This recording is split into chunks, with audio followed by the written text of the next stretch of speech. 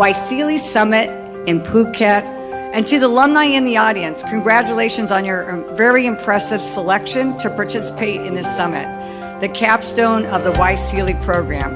And I want to say thank you for your continued engagement and strengthening the relationship between the United States and also with Southeast Asia.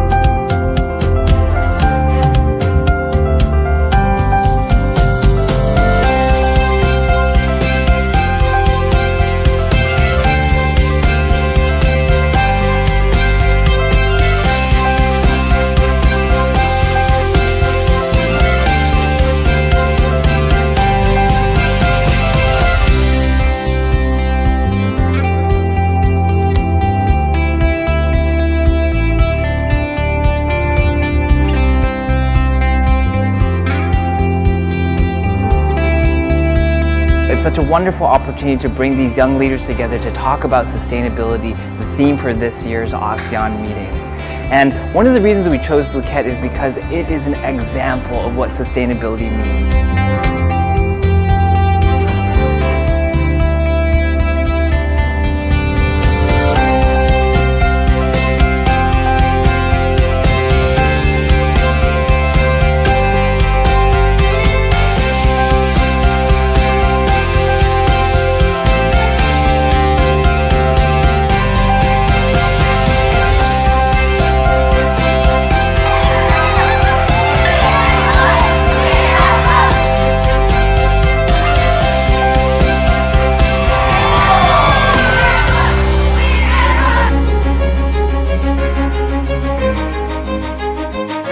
This very strong sense of belonging with a lot of these folks that the Waisili team has brought together here at these conferences, and sort of sharing these core values for change and sort of be surrounded with like-minded people at the conference.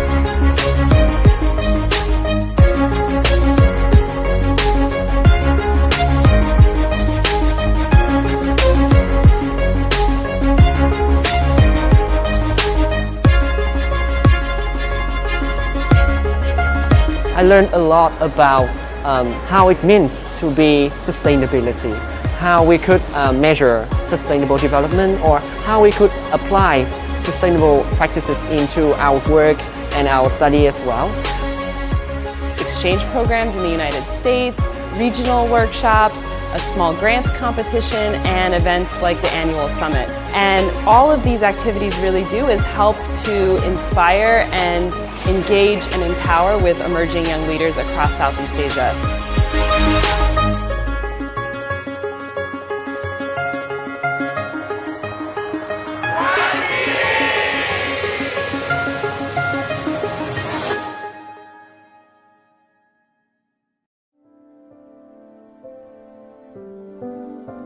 Hi!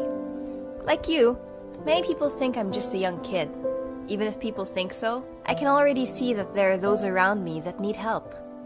Not everyone has safe water, or access to education, or a good job, or awareness of the importance of protecting the environment.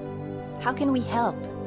There are challenges in this region that need to be addressed. It is not enough to go online and talk about the problems. We can do more. Join the Young Southeast Asian Leaders Initiative, or Waisili. Waisili is a platform that enables young people like you and me to help solve the problems that we see in our region. The best part is that you are not alone. There are others out there who want to help. Waisili is composed of young Southeast Asian leaders from Brunei, Cambodia, Indonesia, Malaysia, Burma, Philippines, Laos, Singapore, Thailand, and Vietnam. We can find solutions together. Backed by the United States government, Waisili empowers young Southeast Asian leaders to address these challenges. Waisili members have access to project funds, regional trainings, and U.S. exchange programs. So do you have a great idea to solve a problem in this region?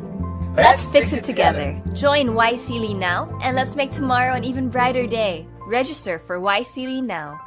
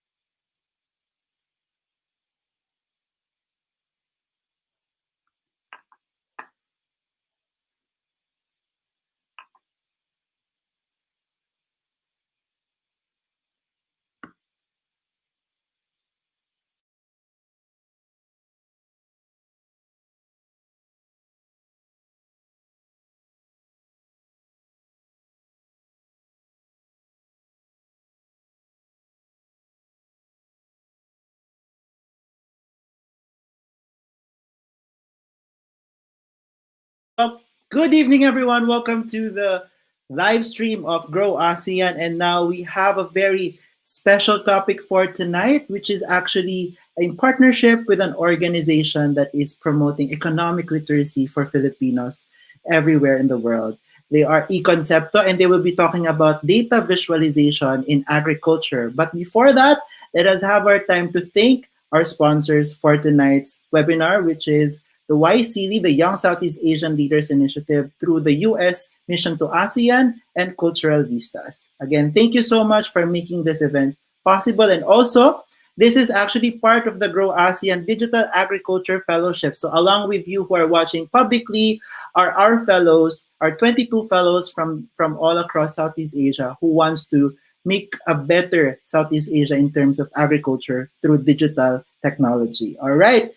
Di ko na po patatagalin pa. I will have to introduce our speakers for today, for tonight, I mean.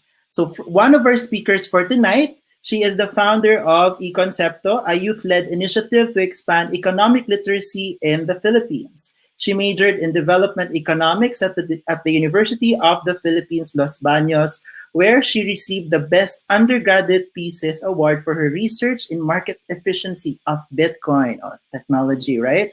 And currently serves as a financial analyst at the Philippine Department of Finance, in which she helps manage foreign loan and grants in various development projects, including green projects in climate change, agriculture, renewable energy, ICT, and infrastructure, among others. Before joining civil service, she was part of the data science team of Coins PH, where she provided business intelligence for the company that was providing financial windows for over 5 million Filipinos using tools like R, SQL, and BI platforms. And also we have um, Alisa Federio, who is a Filipino social media manager and graphic designer. She received her bachelor's degree in development communication from the same University of the Philippines, Los Baños. She has 6 years of experience in graphic design through involvement in various nonprofit organizations, ranging from social entrepreneurship, civil society, communication, to environment. She currently works at the Ecosystems Research and Development Bureau of the research arm of the Department of Environment and Natural Resources as the social media strategist and media liaison officer. Storytelling guru at Ekonsepto and researcher writer at Assortage Media, a platform that provides independent news articles for Filipinos. And di ko na patatagalin pa, I will have them in the live stream now. Hi, Tisha and Alisa. Hello, happy to be here. Thank you, Kev. Oh, thank you. Thank you for accepting our invitation to be our speakers for tonight, and we will be talking about data visualization in agriculture. But before we dive into your talk, can you please give us information of what should our fellows and public expect for tonight? Yeah, sure. So tonight we'll be talking about first of all why data visualization is an important skill for an agricultural professional in the 21st century. We'll also go over the house of data viz, how to Okay. tell a story using the most commonly used charts and the tools available for you and other considerations when practicing data viz. Okay. So hang on, my laptop is not working well. Okay, I will add to the live stream your screen now.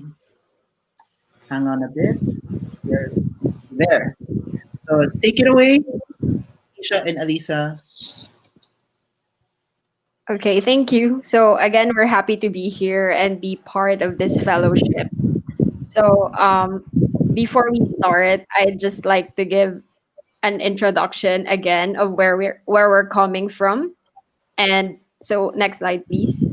So we're essentially a group of independent economists and development communicators, and we started this page in May 2020 to advocate economic thinking, and encourage discussions in different sectoral issues in the Philippines, including our economy and the world at large. So while our posts are in Filipino, we occasionally do informational webinars such as this in English for the general public as well.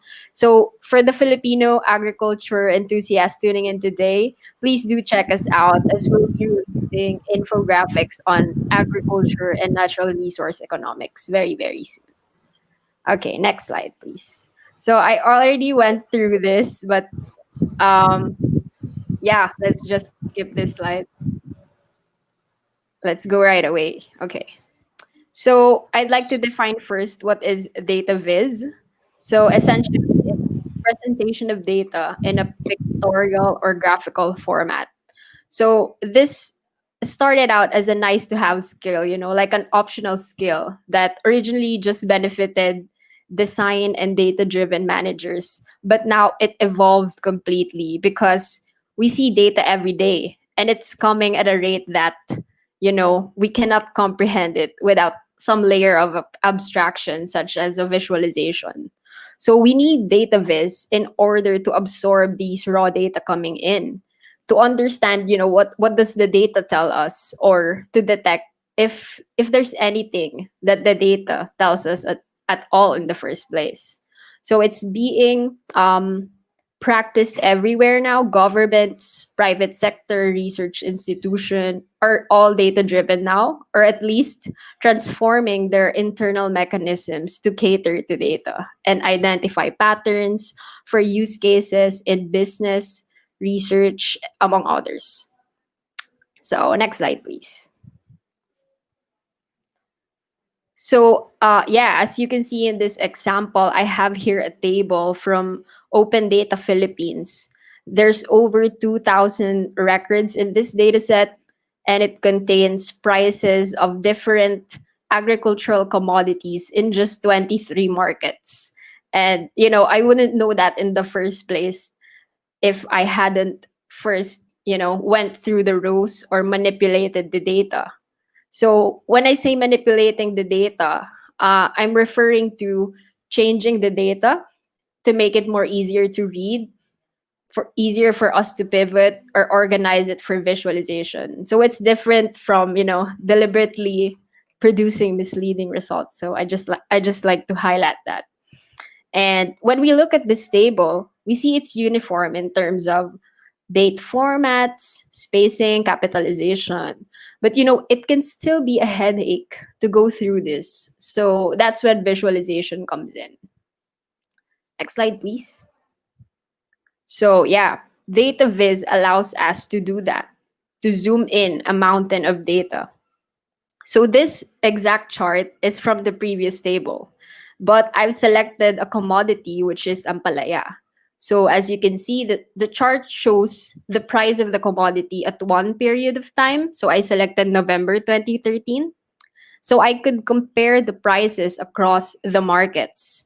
So it helps us to form questions. DataViz allows us to do that, such as why is it that the price is, as you can see, it's significantly much lower in Mindanao and Visayas region than in the counterpart markets in the metropolitan areas. So you would ask yourself, maybe does this have something to do with their position in the value or supply chain? Are they in the more valuable part, and is it their geographical location, so because of the way the human brain processes these information using charts such as these, it's definitely easier than going through the rows by yourself in reports and spreadsheets. So next slide, please. So to answer the first objective, why is it important for the modern agriculturist to learn this? I'd like to present some use cases for you, what's being done here around the world. So for your capstone projects for the fellows, these are some possible applications of data. You can analyze where you make profit the most, what product, what service, and pinpoint what part of your operations are lagging, or what part needs a checkup, perhaps, and operations redo, or see what customers say about you, your product iterations before you officially release them, and save you money for the investment. So on a large scale, as you will see there, an example would be the project of FAO and other coalitions. So in Africa, what they did was they started gathering more accurate information about seed varieties, income, farmers' technological capacity. So they will do this until 2030 because this will be measured against the SDGs. So that's in hopes that the data will enable governments to tailor policies to help their farmers. So it's not just on a micro scale. You can use data for large scale applications. So next, this is just a sample of what's being done here in the Philippines. So some of these large-scale projects involve advanced processes like artificial intelligence, but all the same, because the data gathered from these models, complex databases, they are still analyzed through visualizations. So for example, in large farms where it's close to impossible to monitor the hectares of land that you have, or it's very costly to do so manually, satellite data is now being utilized. So governments in the ASEAN region, including India and the Philippines, have started to explore this. And this is the site of Project Sarai here in the Philippines. So our Department of Science and Technology, they partnered with the university, a research university, to develop these applications, including site-specific recommendations such as if there's a drought coming, what do we do? What do we prescribe our farmers? What's the next step in crop planning? And then you could also plot in the maps disaster risk areas, among others. So maybe our delegates from the ASEAN, the fellows, or those tuning in on Facebook, you guys can also comment what other innovations have already taken place in your region. And, let us know who benefited from these projects. Are the farmers the main beneficiaries? Perhaps it's for the governments to tailor their policy. So, just comment down below so we know what's happening around the world in ASEAN. So yeah, now that we know where data can take us, I guess it's now time to learn the house. That's the main objective of this workshop. So I'll turn you guys over to Ali, our head of storytelling at Ekonsepto. Thank you. Hello, hi, good evening. So for this part, we will focus on the four house of data visualization, which is context, effectiveness, attention, and clarity. We'll elaborate this one by one, so just tune in. So for the first part, it's the importance of context. It is important to know the context of what you're trying to visualize because it will guide you in highlighting and emphasizing the necessary data in your presentation. Um, for example, if your target audience are farmers, you should identify the most significant information they need to know from you. Are this information would allow them to make an informed decision. So you have to know where they're coming from, what are their cultural biases that could hinder them from receiving or from being supportive to your message. So let's always be clear of our audience and our objectives when we are presenting our data. So for the next step is choosing an effective visual. This is one of the most crucial steps because some of the information can be lost in translation when used with not appropriate data. Like it could not exhibit the point of the data. So it's very important that we know what type of data to use whenever we are presenting information.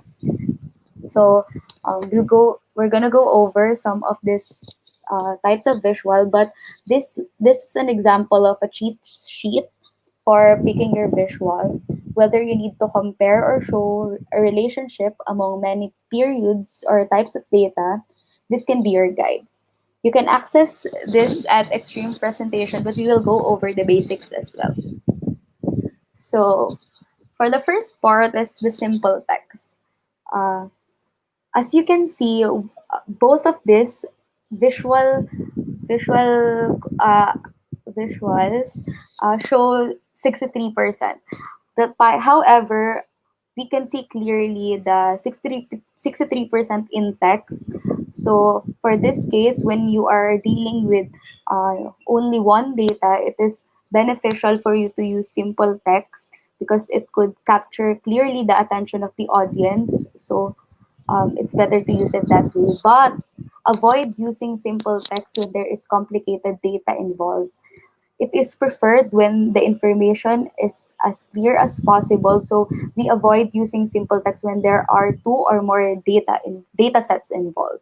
So keep that in mind. So for the next part, tables, we use this when there are multiple variables. However, when using tables, we put the emphasis on the data, not the table itself. So it is useful for us to use background with neutral colors so we would not outshine the data itself, because the purpose of the table is to show the information from for of our presentation. So always remember that the data is our star, not the visual elements. We use visual elements to support the data. So, so for the next example, we're gonna discuss heat map and embedded data bars. So heat maps are used to show relationships between a variable and a geographical location. By observing how cell colors change across each axis, um, you can observe if there are any patterns in the value or the variables. So in this example, you can see the shades of colors are used effectively. In the example, you see lighter color means less cattles in that particular area, while the darker color corresponds to more cattles in that area. So it's very useful in illustrating those types of data. So that's for the heat map. And for the embedded data bars, it is an addition to your usual table, so you could further visualize the data. These can be utilized when you want to preserve the actual data within the visualization, similar to how you put data labels in a chart. So as you can see, the before and after, we embedded the data bars in the after so you can visualize how 74.7% might look like compared to 91.6%. So that's for this slide. So for the scatter plot, we consider using scatter plot when we want to analyze and report the relationship or correlation between variables. So we create a scatter chart when we have 10 or more data and we want to detect the outlier and where the data is clustered. So we use this when there are more data, but we avoid using this when we have less than 10 data because it would not be that appropriate to use this. But yeah, key term for this is outlier and clustered data. So we can see it clearly in this kind of visual. So for the line graph, we use line graph in illustrating data trends across the year. So as you can see in this example, the calamansi production in the Philippines, we used line graph. So we could see how in 2015 and 2016, there's a downtrend in the production of calamansi in the Philippines. So it's a very effective way in showing your audience the trends of, if, for example, the demand for this product or the difference in price range whenever it happens in a particular product across the year. So it's very important to know that. And of course, it's important. It traces it across the year, so there's a continuity aspects on that. So yeah, take note of that. So for this, the bar chart, we use bar chart when we want to compare 2 to 4 data series. So for this example, we we are comparing the value production in agriculture by subsector, which is crop, livestock, poultry, and fisheries. So by using bar chart, we could clearly see how the crop subsector is dominating the value production. However, we avoid creating this type of chart when there is more than four data series because it makes it more complicated. So we avoid complicated visuals in our presentation. So it's important. It's also important to note that we use this kind of charts when categories are important. So for the next type of chart is the stack charts.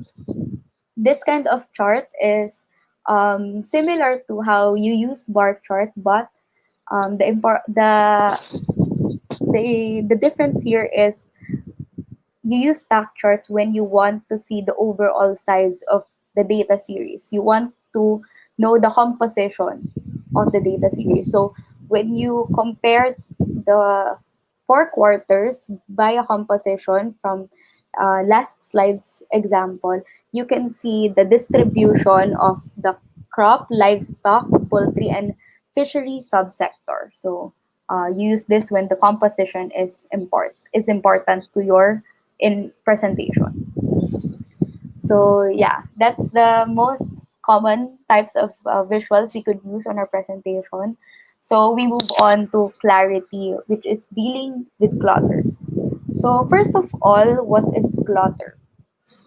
Clutter are visual elements that take up space but don't increase understanding. I would like to emphasize don't increase understanding because everything you put in a presentation is a visual element from the text, from the white space, from the color, from the size of your text, everything. And it takes a lot of cognitive energy to your audience to process all those things. So, as in visualizing data, we have to avoid overcrowding our audience with unnecessary elements that doesn't help in interpreting the data. So, how do we deal with clutter?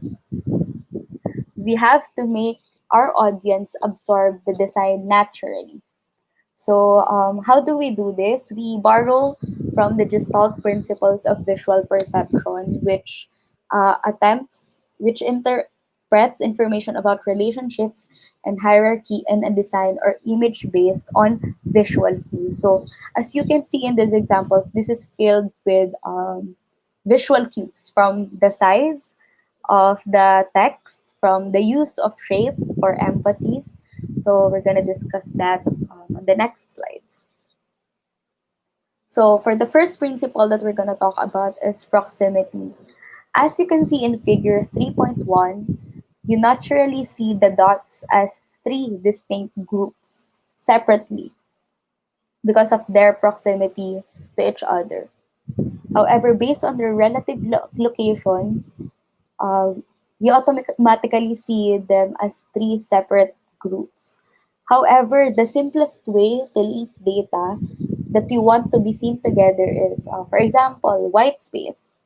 The space between elements, it would greatly help in making your visual presentation much more effective because it would allow you to group together concepts with relative proximity to each other, and for the audience it would allow them to make associations and interpretations with these data much easier. So yes, so from figure 3.1 we see them as three separate entities. So in figure 3.2 we could see them as a whole, like one hole in the left side and one hole in the other side, but it comprises of many different dots.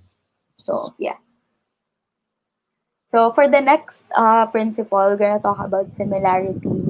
This principle reinforces what we've learned about the usefulness of color, size, shape, and orientation to encode categorical variables. So for figure 3.3, as you can see, we used different color and shapes. We incorporated a lot of elements However, it doesn't look as coherently as we would like it to be. So, as you can see in figure 3.4, with applying the principle of similarity, you can see that the use of changing the color um, of certain rows allows the viewers to see that this row is different from the rest without fully interrupting the whole picture of the presentation. This principle of similarity applies very effectively to groups of visual objects that vary as different expressions. So if you want to emphasize certain objects, you can use different color or different size. Yeah. So even when data we wish to link resides in separate locations, by using similar color or similar size or similar style, we can always help our audience to associate this type of presentation to this type of word. So, for example, using the word red to illustrate um, hotter parts, and then we use that afterwards. So, you as me as a viewer could associate that red means hotter parts, the virtue of similarity. So for the next slide, we're going to talk about enclosure. We perceive, as human beings, we perceive objects as belonging together when they are enclosed by anything that forms a visual border around them.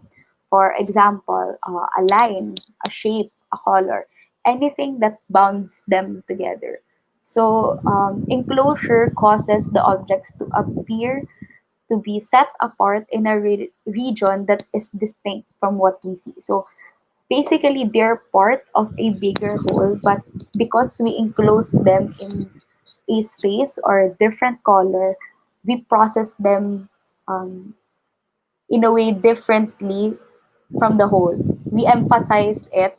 We were able to highlight those in enclosed area, so we could emphasize it. So, for example, figure 3.6, the shaded area separates the forecast from actual data. So, the use of the color gray and the box allows us to separate what is the forecast from actual data. So, for the next principle is closure. The principle of closure asserts that we perceive open structures as closed, complete, and regular. Open structures. So we can apply this tendency to perceive whole structures in dashboard, especially in design of graphs.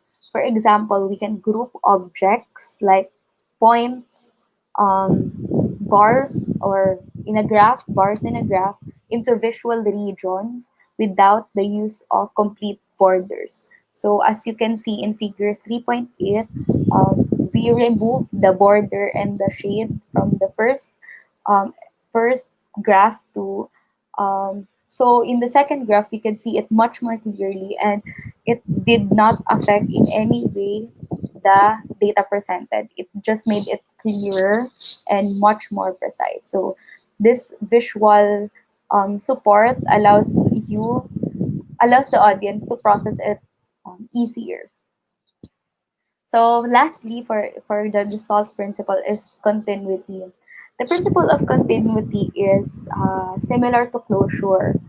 When looking at objects, our eyes naturally seek the smoothest part and naturally create continuity in what we see, even where it may not explicitly exist. So for lines, we tend to follow it. If there's a line like that, we follow it um, accordingly. So for this example, our eyes, the graph demands us to look it from A to E. So this is useful in graphs. So maybe that's one of the reason why in graphs we usually sort it in ascending or descending order. So it's much easier in the eye when you are presenting it to your audience. Also, it could also help our audience to be informed a lot easier because they already know the maximum and minimum value that you are presenting in your chart.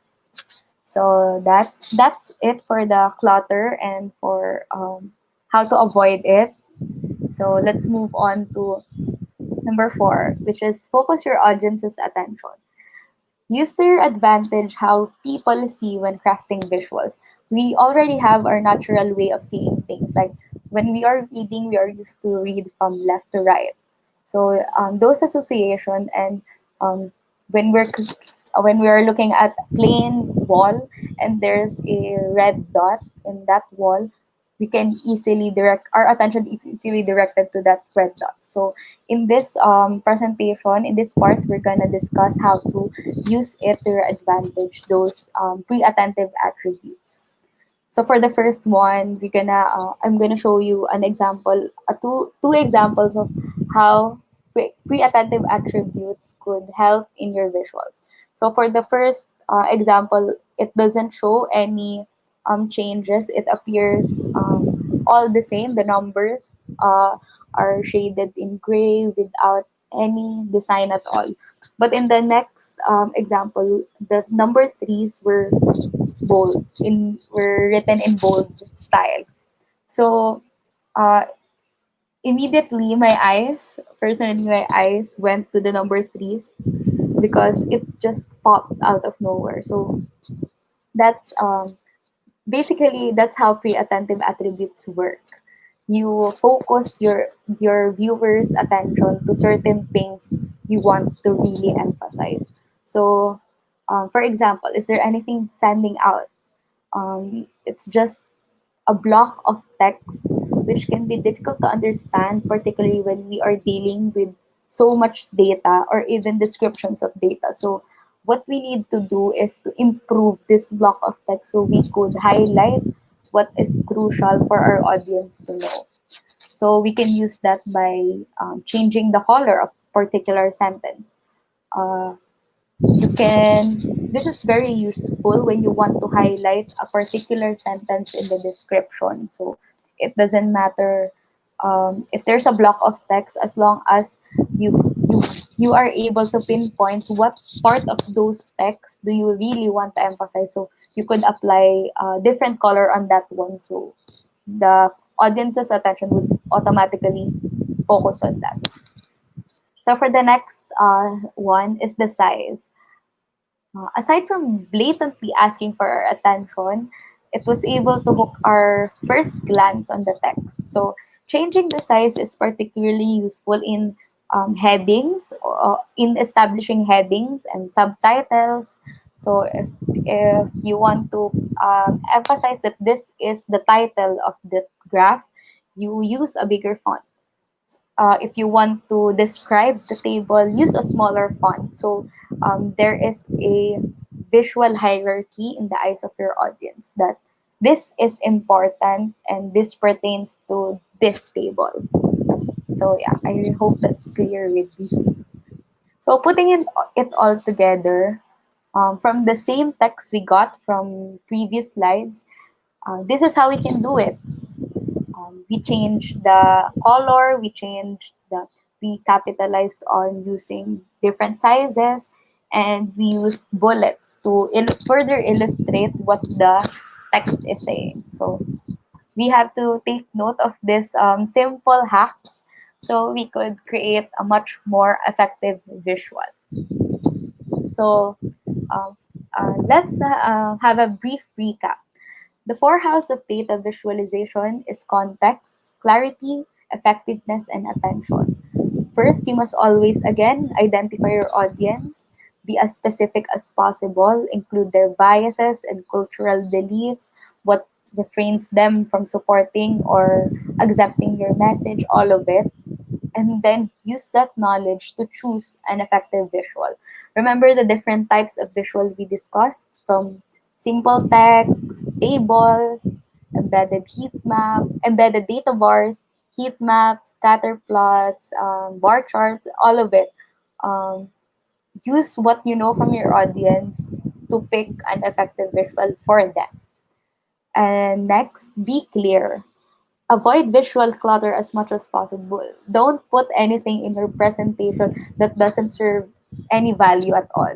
And lastly, clarity. Maximize free attentive attributes and direct your audience's attention to where you want them to be. So, yes. So that's it. That's the house of data visualization. So, for our simple exercise, I would like to ask our fellows, um, how do you think can we present this data? How can I best present this data? Keeping in mind the house of data visualization, let us know in the chat box or comments below in the Facebook Live and in our Zoom for your answers.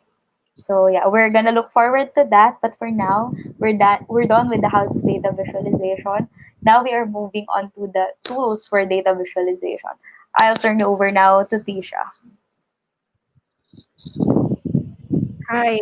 Yeah, so I just want to, can you flash the exercise again? Yeah. So as you can see, guys, these are two different commodities. So we want to see how the tomato prices fluctuate, but we also have calamansi prices on the other table. So we want to get your thoughts using the principles. How can we best present this? Should we combine them? What type of chart? Just let us know all throughout the webinar. But yeah, as you can see, now we can see that there's an opposite trend for both products. So just let us know how would you take on these graphs. And we'll incorporate it in our primers. I'm kidding. So yeah, let's move on to the tools. Next slide, please. Okay. So I'll be sharing different types of platforms you can use, and I'll share the requisite knowledge you need to use for them. So let's start with open source web-based graphic design platforms. So these are, easy to navigate, and it's best for basic visualizations. They have drag and drop features, so you don't really have to learn anything. Maybe you have to have a knack for design, a bit of that. But other than that, you can easily navigate visualizations in these websites. So some of it in Canva, some of it are free. So there's that. But there's also a limitation, which is um, you have to manually encode the data. So to date, there are no importation options for these sites. But it's easy if you want to create eye-catching posters, paste your charts in there, and then go to the board meeting right away. So yeah, we do have Excel and Google spreadsheets. Next slide, please. So, as a rule of thumb, when do you use these platforms? As a benchmark, in the 32-bit version of Excel, it can accommodate a data model up to 2 gigabytes, and the maximum memory for the workbook is 4 gigabytes, and it can accommodate a million rows.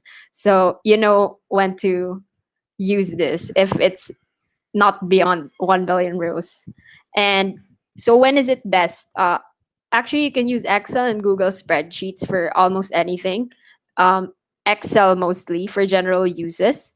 And you just have to know the chart wizard tools and perhaps some data cleaning functions. If you need to pivot the data before you can use a specific chart, you have to know what types of data does this chart accept.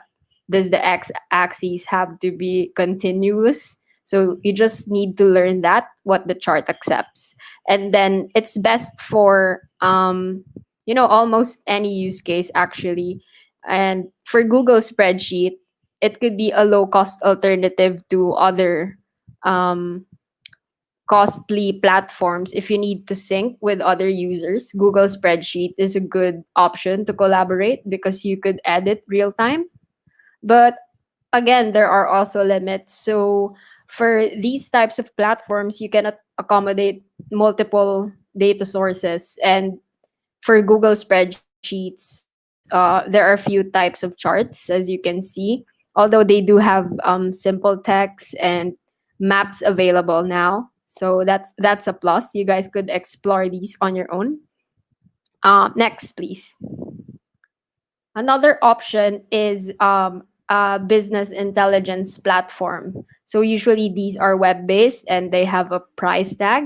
So, but the requisite would be it's different depending on your role in the team. If you're a business user, there's really not much prerequisite because it's the analyst that um, create these charts for you from raw data.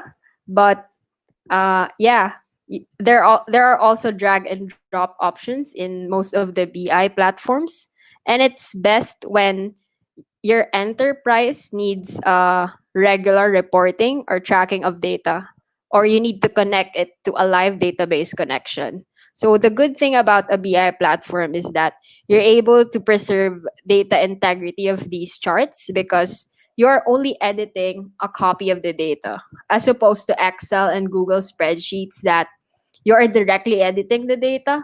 So it's only going to be a copy if you duplicate it, but there's going to be a sync problem that's going to be introduced after that. So BI platforms are best for that. And you could use it if you need multiple visualizations in one place. For example, in this use case, we have farm operations. So you can see here that you can compare the performance of the tanks, of your um, rates, your carrying capacity. You can add a benchmark on your own. So I guess the limits would be just pricing and the flexibility of these features in the graphs, because sometimes they have default availability already. So it could depend on the package that you avail. Then next, please. So next would be open source programming softwares. So when we say open source, these are products that are developed in a collaborative manner, meaning a community is dedicated to improving the features through what we call packages. And it's best for analyzing or visualizing large data set. So in most academic publishing, because you could apply statistical analysis and visualize them. And if you want more complex visualizations such as what you see now, that's also available in different packages. But the prerequisite would be you need to learn a bit of the basic programming language and knowledge of the packages that have the functions for data visualizations, because you can't really skip the basics and go to data viz, because you need to learn how to load your data, load the libraries yourself, and learn how the language treats different types of data. So for example, when you build a graph, you first need to transform the data and apply the necessary functions to build that graph. So I guess the limits would be, there's a steep learning curve, but if you're dedicated, there are multiple sites that would allow you to use this. And I guess it also depends on the capacity of your device, unless the environment you're working in is a web-based platform. And I'd also like to note that these programs could also be embedded in a BI platform. So, for example, you're working with a BI platform and you don't like the options available. If R or Python is integrated, you could just code your way to the visualization that you like. So, it would make up for the limitation in the built in options. Next slide, please.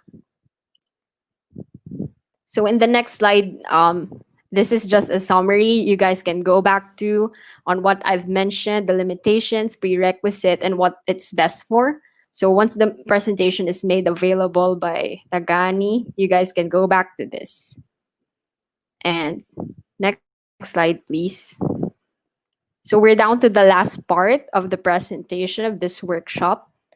We'd just like to highlight some considerations after you visualized your data. So next slide, please. So we'd like to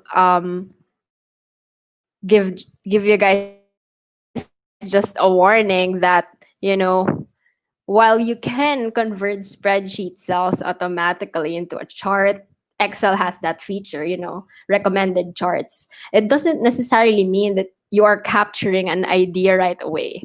So you first need, of course, to think and plan what to present. So what I have here in the data is an automated recommendation of Excel in the earlier example of the commodity prices in different markets in 2013. So obviously, I cannot infer anything from this. It's supposed to be a histogram. A histogram counts entries to show the distribution of the data.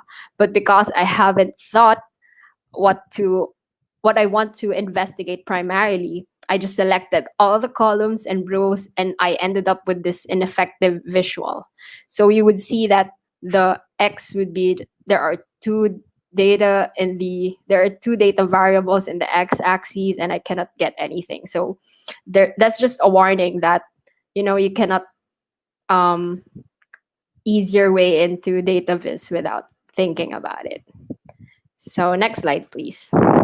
And in terms of reporting, we'd also like to give you guys a consideration on what to present. So we have here exploratory data and explanatory. So essentially, exploratory data, these are the visualizations that you create when you are performing your initial investigations. So these are charts that you create to discover patterns, spot anomalies, to test hypotheses, and get a summary statistics. This is what you do essentially if you want to get familiar with the data.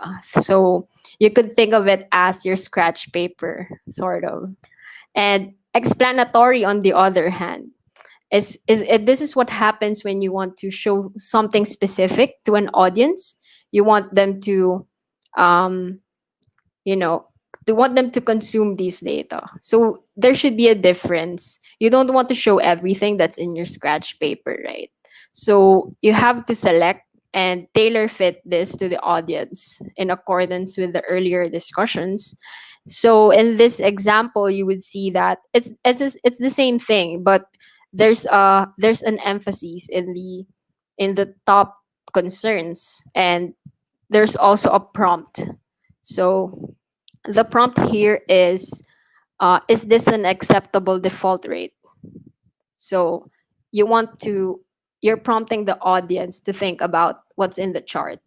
So more than saying that these are the top concerns, these are our results for this quarter, you want to have a question or an action to you want to elicit something from the audience. That's explanatory data.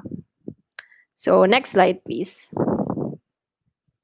So, yeah, lastly, we just want to give you guys a heads up that whenever we are using information or design materials that are created or published by other people, don't forget to attribute because these are legally protected by the law. So, for example, you wanted to get the data, make sure it's open and you're allowed to produce this in your, for example, your blog or your report. Next slide, please. So yeah, lastly, Ali, feel free to jump in, but these are examples of when it's okay to get your get the visualizations um, in your work. So Ali, feel free to jump in. We're almost at the end, but we do have answers from our audience on the earlier exercise.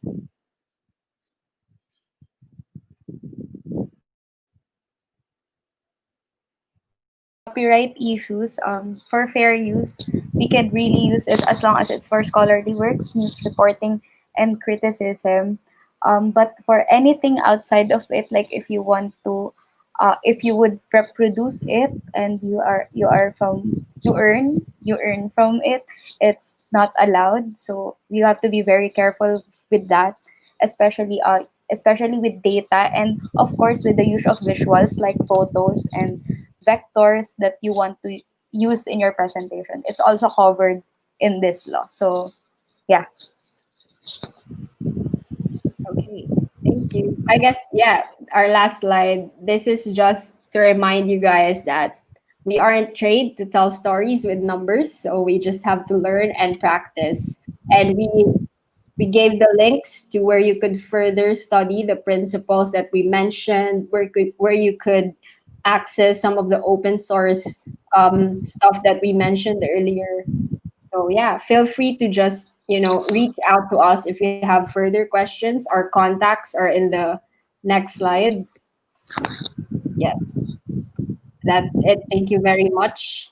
And oh, we have an answer from Zian Lu on the earlier exercise. He says that we could combine and use different color for the commodities. So yeah, that's one thing. We could superimpose the two graphs and we could see that the trend is opposite for both commodities. That's a great suggestion. Thank you so much. So thank you for listening. Keb, feel free to just, jump in. Okay, thank you. Thank you, Tisha and Alisa, for the very good discussion and um, workshop on data visualization. I will now open the questions from our audience. If there are any questions from our fellows, please type in your questions down below. Meantime, I will read some comments from previous minutes ago.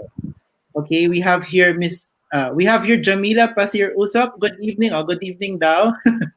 Good evening. We also have Louis Vil Lerona, a Grow ASEAN fellow. The applications that Sarai has developed, particularly speed tech for pest disease identification and management, comes in handy tool for us agriculture extension workers in assisting farmers solve their pest problems. Because Sarai is also in data visualization, specifically for agronomic crops, right? So it was, as Louis said, it's very helpful for them. So, as digital agriculturists, agriculture professionals in data, it's very important that we know how to visualize our data, make it more accessible for everyone, actually. And I believe that our people here are women in data and technology were able to present it very well today. Um, we also have from Zian Lu from Malaysia, a Malaysian fellow. We have drone companies which offer services such as aerial mapping, disease detection, fertilizer and agrochemical spraying, and service such as provide farm devices based on data collected from drone for farmers, which actually is also done here in the Philippines, although not that quite popular yet. The Philippine Rice Research Institute is doing that, and also the International Rice Research Institute. However, we're still not in the technological adoption for the many. We're still in the early adoption stages. So, yeah, we see that the future really is us, the younger generations, the digital agriculture practitioners, will be the ones to make this technologies and information available for farmers to use. Um, do we have questions from our audience? I will be reading from Twitter. I think we have questions from Twitter. But before that, I would have to ask a question because I have a personal question from people. I want to know what were the first mistakes that you've done in data visualization? What were your experiences? Who wants Experiences in first In what? first the, time to the visualize. the mistakes that you've done? Uh, I Who guess wants I to guess start? I could go. In my previous work, we had like mountains of data, and sometimes people, business users have questions, and sometimes the first issue is like to where to look for this data, and you have to also communicate uh, what exactly do they want to figure out first, because data visualization, sometimes the data isn't readily available, and you really have to pick the variables you want to look at, and sometimes these variables have different definitions as well. I guess the agriculturists could also encounter that problem, let's say in different statistical bulletins. They would have different definitions of units and all that. And sometimes it's not okay to compare these values right away. So I guess that's one of the, I don't know if it's a, I don't remember making a visualization. I think I was able to spot it because there's a time where I really looked at the units first. So I guess that's one thing to be worried about. But I guess lessons, personally, I had an experience with the battle between explanatory and exploratory data, like what's okay to share and what's not okay to share. So I've had my fair share of experience in that struggle.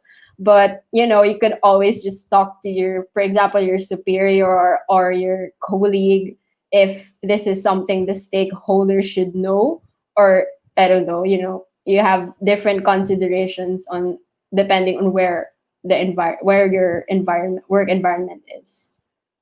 Yeah, I think that's a very valid point and experience that you've just raised because, as Elisa have said in the previous presentation, actually the first parts of her presentation, the context, it's very important. And I've worked as a journalist and I've worked with data as well as a journalist. So I could say that whenever you try to report about anything, you need to understand the context there. If the information is there, what you need to know now, what you need to do now is to verify if it's the right thing to actually, if it even is the right measure of that information, because data, it's just data, it's raw. You have to understand where it came from, if it's really even true, because if you're given a large database, you have to verify, and then if you have to probably derive some information or data, another set of data from there, so that you could make more out of that data. So I think that what you have just said is very important. And how about you, Alisa? What were your earlier mistakes when you were just starting in data? Um, of course, since my field is really development communication, so uh, I rarely have experience from dealing with bulks of data. So um, I'm more of the chart types of girl. Like I deal with that kind of stuff whenever I do devcom work. So the most notable mistake I've ever made was create a chart and not sort it as ascending in a particular order, because when I showed it to my target audience, they got really confused on where to look. So it's my very rookie mistake that allowed me to treasure ascending and descending order in charts forever. So yeah, it's very important to note that types of visual cues. Yeah, I think that's also one that you have to understand how your target audience would see this particular Yeah, you information. It's think also you think something so important. simple couldn't get you in trouble, but Yeah. Yeah, it actually can, and it so could it's a Even the confuse matter use of the of, hell out color. of yeah, it's a matter of putting also into perspective design thinking, and it's one of the things that we have talked about in this fellowship, even actually the first sessions about design thinking. It spans not just in creating solutions but also presenting data. So I think that also is valid that you have just said, and we have been there. All of us have been there. The mistakes It's a of learning being, process. yeah, it's a learning process, and that's why I think it's also important that we have done this fellowship for the starters in the world of data, especially in agriculture where data is scarce. It's not Yeah. readily available. You have to get it from your own you have to be mindful of how you could present this. Of course, sometimes you would get the data. You're so careful of the data that, oh my God, I just got a lot of data. I want to share this. The explanatory that Tisha just said. Because the data that you just, it's like gold. You've earned it hard enough. You've earned it hard, and you just want people to know that this is valuable. But at the end of the day, farmers don't understand if you don't make it to their language. So you have to get that. You have to make it sound in their language. You have to make it in a way that they would understand. So it's in the translation, or rather in the development communication. I just want to share something that my professor in college told us before, that research not communicated is as good as research not discovered. So Mhm. yeah, it's very important that we communicate these types of, especially these data that are very important, but it's kind of difficult for the public to understand. So there goes our path. We have to bridge that gap. So those research could be of use talaga. Like we could use it in our everyday life, and yes. Yeah. Also, yeah, I think the key word also is empathy. Just putting yourself in the shoes of the people that you want to impact with this data. You know. Again, for those who are watching, we are talking about data visualization for agriculture. And if you're a Grow ASEAN fellow, you can write down your questions down below so that we could answer them, because we only have a limited amount of time to answer those questions. And if you are on Twitter, please tweet us at tagani.ph, at taganiph, at Ekonsepto.ph, and use the hashtag Grow ASEAN to be part of the discussion. We will be reading your tweets if we catch them later, because we haven't seen any tweets yet.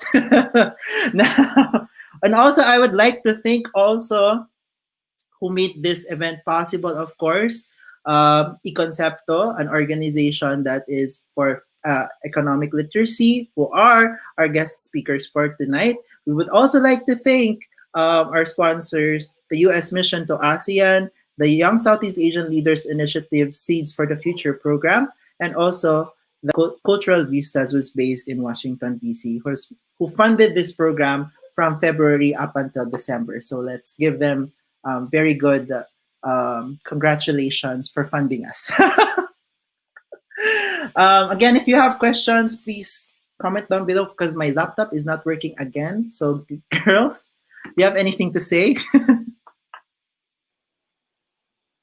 Yeah, I guess I'll just add to the empathy, and because like most of what we do at Ekonsepto is focused on making sure that the concepts are understood by the public, because we're an economics education page. So our team is actually like the workflow of our write-ups are centered around that. So we do have a dedicated team checking if this is okay for non-economics literate people. So I guess that's important as well in agriculture. Like if your stakeholder is a farmer, you have to take note of their background, just like what Alisa said earlier. So maybe that would be the considerations of those who will be building their farm site.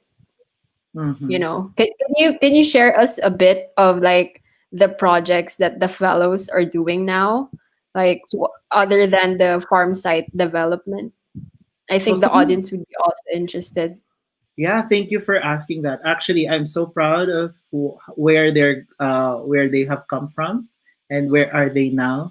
Especially, and some of them have just started in the world of digital agriculture. Prior to joining, they do not know what's digital agriculture, and we know that digital agriculture is not just precision agriculture. It's anything that's the use of data, and you integrate it with the systems that we are doing today, be it in manual still, digitalizing, and digital transformation. We have tried to understand them from day one up until now. And right now is actually the part. So, first parts of the fellowship, we have talked about design thinking, how algorithms are changing lives of people. We have actually had a case on the social dilemma, the movie or documentary in Netflix. So we made them watch that, and we talked about how social media impacts actually value chains, which is actually an interesting topic as well, because of the trends in social media, some commodities may go up and down in prices and also in demand. So in turn, it actually makes volatile the livelihoods of farmers on the province end. We also talked about agricultural value chains. So how the pandemic has disrupted global value chains and not just in the Philippines, and how it will last because of the COVID-19 pandemic. So right now, what they are working on is the data capture and data visualization, because for them right now, we talked weeks ago, we talked about spatial data analysis. So we talked about proximal and then remote sensing. So how do we capture data from these, from the soil and then from the environment, so that they could capture for better farm site analysis?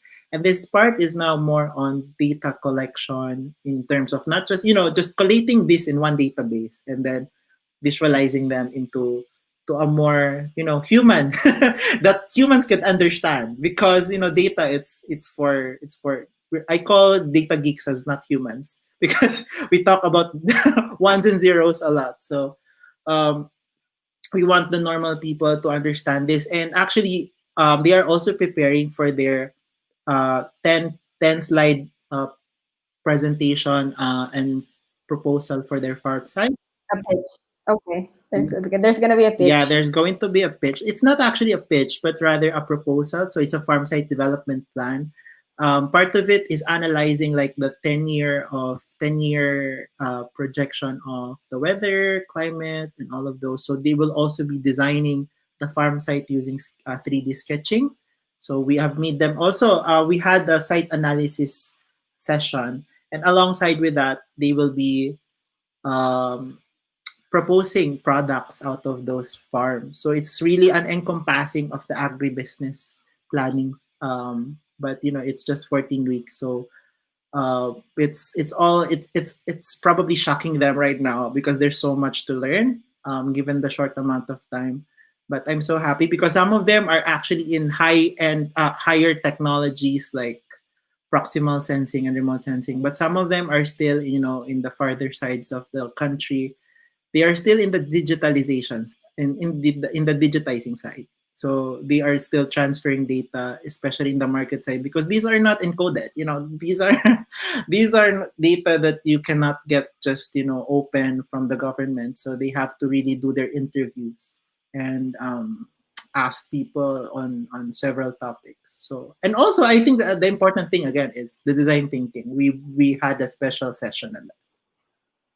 I Yeah. talked a lot, so That's really great to hear because I think the audience would also be looking forward to Saturday's session because we'll be talking about acquisition and we'll also cover the ones you mentioned, the interviews, how to get data from primary sources in both primary and secondary. So we'll cover the basis for that for those who are new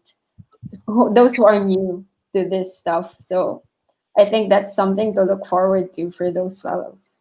yeah, exactly. So actually, we have here a comment from our fellow Stephanie Villasencio.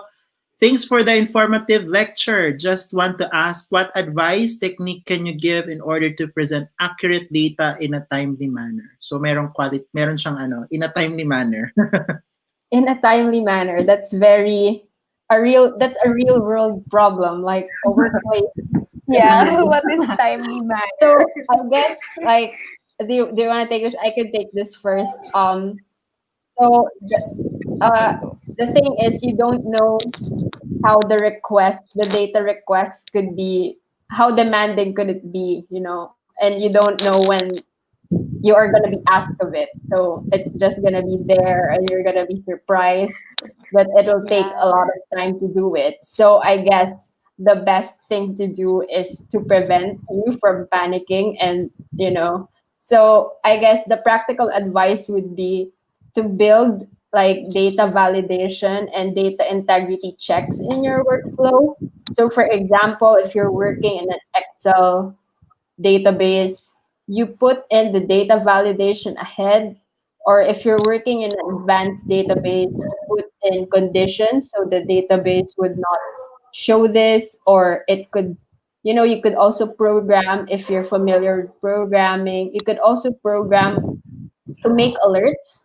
So, for example, if you're working with a BI platform, you could create these alerts for you, and they'll send an email notification. For example, a data does not fit this criteria.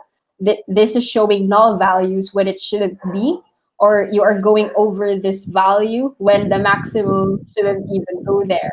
So, when you have these checks in place always, and you have them checked regularly, that won't be a problem when people ask you for data.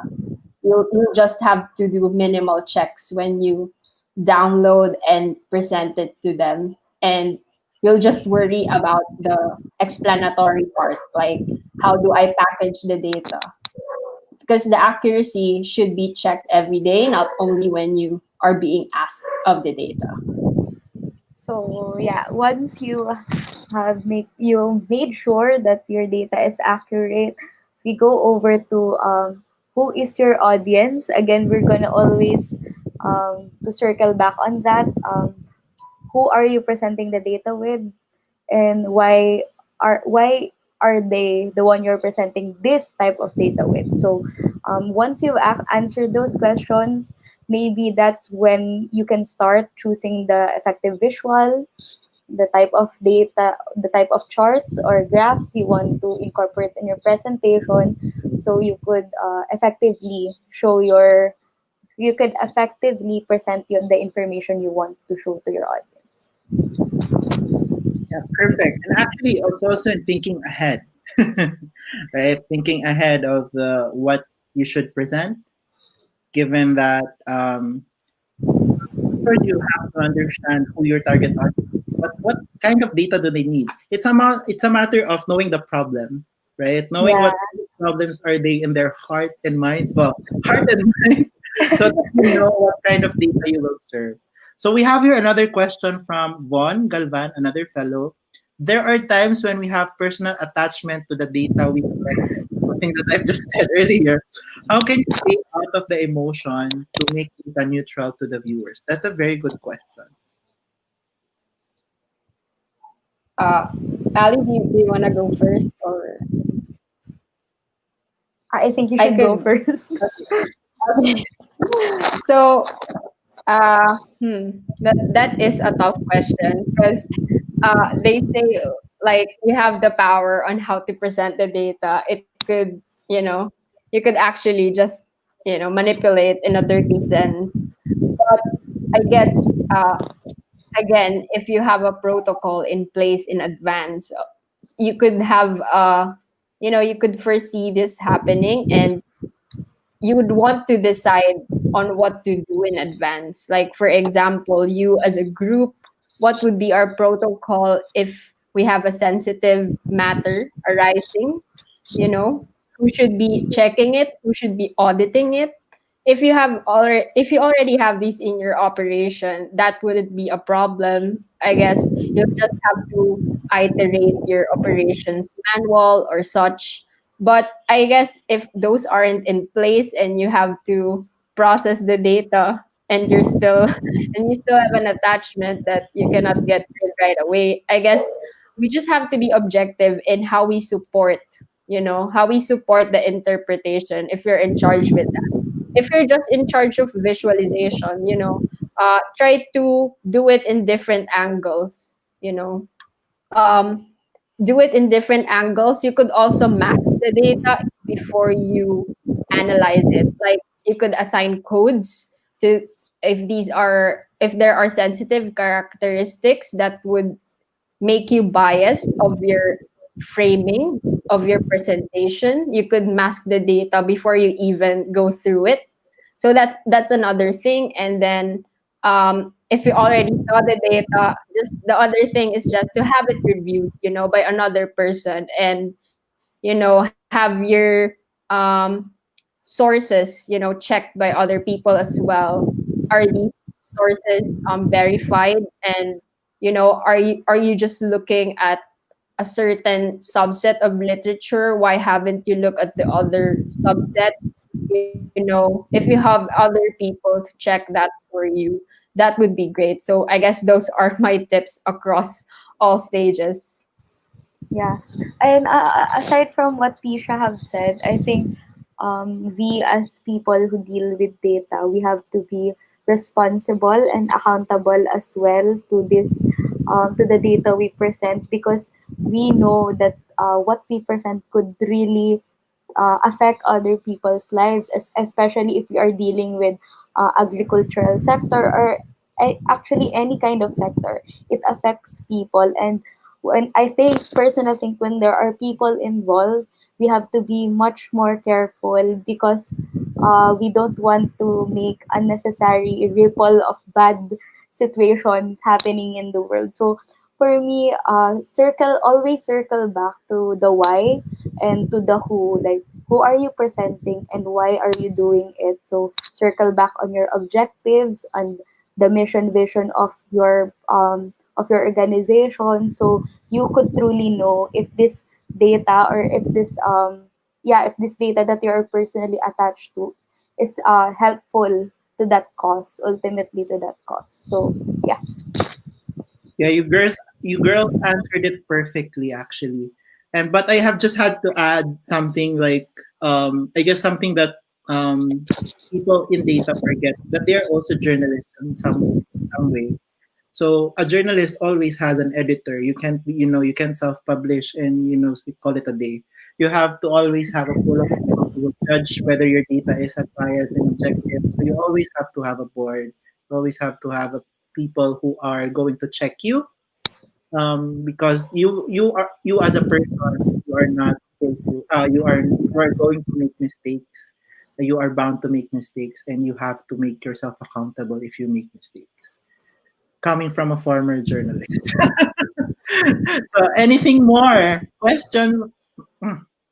Questions from our fellows and from our public? We still have 34. Wow. Commonly, we only have 25. So this is an achievement. We reached 60.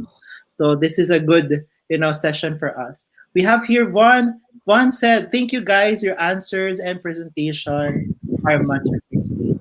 Thank you, Vaughn. Yeah. Any more questions from our fellows?